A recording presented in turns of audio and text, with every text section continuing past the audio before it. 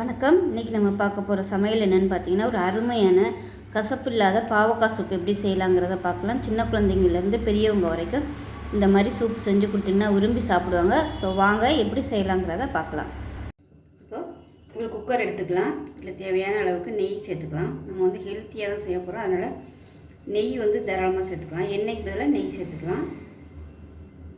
எண்ணெய் சூடாகும். நல்ல ஒரு கைப்பிடி அளவுக்கு சின்ன வெங்காயம் சேர்த்துக்கலாம். சின்ன வெங்காயத்தை நல்லா வதக்கி வச்சுக்கலாம். இதில் கொஞ்சமாக பெரிய வெங்காயம் இருக்குது, நறுக்கி வச்சுட்டு கொஞ்சம் மிச்சம் இருக்குது, அதையும் இதோட நான் சேர்த்துக்கிறேன்.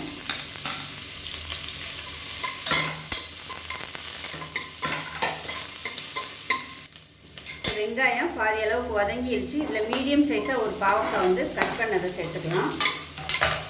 சேர்த்துட்டு எண்ணெயில் நல்லா வதக்கிக்கலாம். பாவக்காய் வதங்கிட்டு இருக்கும்போது ஒரு 1/4 டீஸ்பூன் போல் மஞ்சள்தூள் சேர்த்துக்கலாம். இப்போ இதில் 1 டேபிள் ஸ்பூன் இஞ்சி பூண்டு பேஸ்ட் வந்து சேர்த்து நல்லா வதக்கி விட்டுக்கலாம்.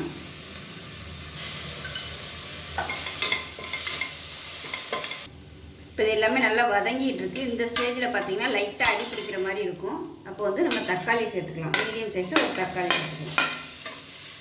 அது கூடவே கொத்தமல்லியும் சேர்த்துக்கலாம். தண்டு வந்து நிறைய சேர்த்துக்காங்க, நல்லா வாசனையாக இருக்கும்.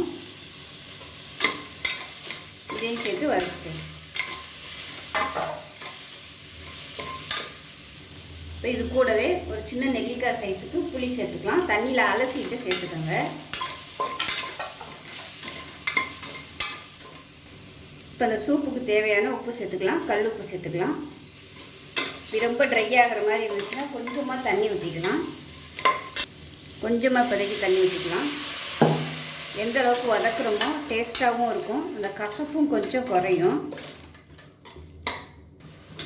இப்போ இது எல்லாமே நல்லா வதங்கிடுச்சு. இதில் வந்து தண்ணி சேர்த்துக்கலாம். 4 டம்ளர் அளவுக்கு தண்ணி சேர்த்துக்கலாம். இப்போ இன்னும் 1 டம்ளருக்கு தண்ணி சேர்த்துக்கலாம்.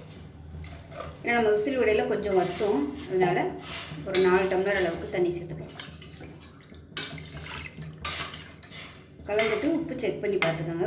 இப்போ வந்து எல்லாமே நல்லா கொதிக்க ஆரம்பிக்குது.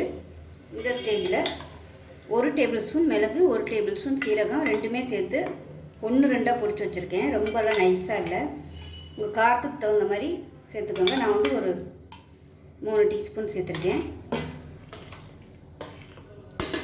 கலந்து விட்டுட்டு மூடி வச்சுட்டு ஒரு 5 விசில் விட்டுட்டு ஸ்டீம் போனதுக்கப்புறம் பார்க்கலாம்.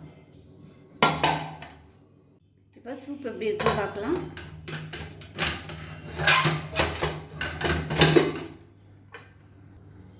பாருங்கள், தண்ணி வந்து நம்ம இவ்வளோக்கு வச்சுருந்தோம், நல்லா பாதிக்கு பாதி குறைஞ்சிருச்சு. பாருங்கள் டேஸ்ட் எப்படி இருக்குன்னு பார்க்கலாம்.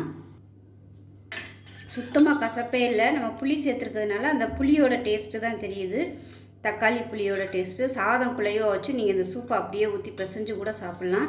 இந்த பாவக்காயை கூட அப்படியே நம்ம எடுத்து சாப்பிடலாம். இதை வந்து வடிகட்டிக்கலாம். அவ்வளோதான். இப்போ பாவக்காய் வந்து தனியாக வடித்து எடுத்தாச்சு. இது வெறும் சூப்பு மட்டும்தான் இருக்குது. இதில் விருப்பப்பட்டால் நீங்கள் உங்கள் காரத்துக்கு தகுந்த மாதிரி மிளகுத்தூள் சேர்த்துக்கலாம், மிளகு ஜீரகத்தூள் சேர்த்துக்கலாம். அவ்வளோதான். அருமையான பாவக்காய் சூப்பு ரெடி ஆயிடுச்சு. தாராளமாக ஒரு 3 பேர் சாப்பிட்லாம். 100 ml அளவுக்கு தாராளமாக ஒரு 3 டம்ளர் வரும்.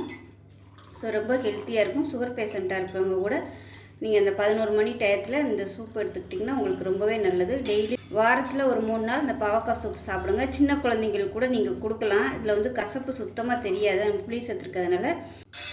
இந்த சூப் அப்படியே குடிக்கிறதுக்கு நல்லாயிருக்கும், சாதத்தில் போட்டு பிசைஞ்சு சாப்பிட்றதுக்கு நல்லாயிருக்கும். சின்ன பிள்ளைங்களுக்குலாம் கொடுங்க, வயிற்றில் உள்ள பூச்சி இந்த மாதிரி இதெல்லாம் வந்து சரியாகும். ஸோ இந்த பாவக்காய் சூப் வந்து செஞ்சு பாருங்கள். கசப்பு இல்லாத அருமையான இந்த பாவக்காய் சூப்பு செஞ்சு பார்த்துட்டு எப்படி வந்துச்சுங்கிறத சொல்லுங்கள். வீடியோ பிடிச்சிச்சின்னா லைக் பண்ணுங்கள், கமெண்ட் பண்ணுங்கள், சேனலை சப்ஸ்கிரைப் பண்ணுங்கள், பக்கத்தில் உள்ள பெல் பட்டனையும் ப்ரெஸ் பண்ணுங்கள். நன்றி.